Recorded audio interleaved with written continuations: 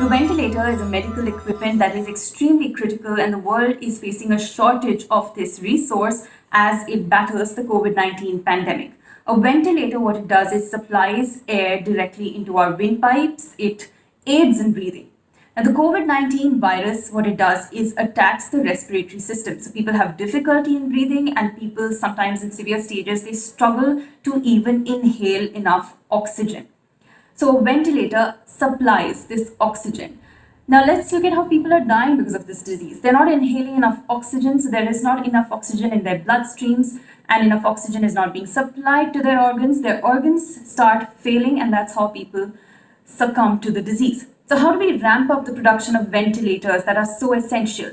Now here enter the industries that understand the language of air. So, a vacuum cleaner maker is engaged in producing ventilators in the UK. In India and in many parts of the world, automobile makers are trying to make the essential commodity. In India, the railways is also exploring how to manufacture ventilators. To put it simply, there are likely a host of sensors that a ventilator requires, things like oxygen sensors, airflow sensors, pressure sensors, and others. Automakers are used to employing such devices in their fuel and exhaust systems.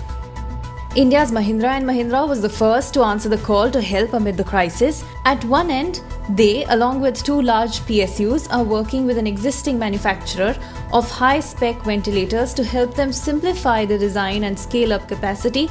At the other end, they were working on an automated version of the bag valve mask ventilator and also arrived at a prototype. Similarly, for vacuum cleaner designers, they had to adapt components already present in their machinery to move volumes of air. These devices that are being made with parts and components easily available and already available with the automaker industry or railway industry must be able to deliver at least 400 ml of oxygen enriched air 12 or 15 times a minute. The prototypes still need approval, and the race is on to meet any emergency needs.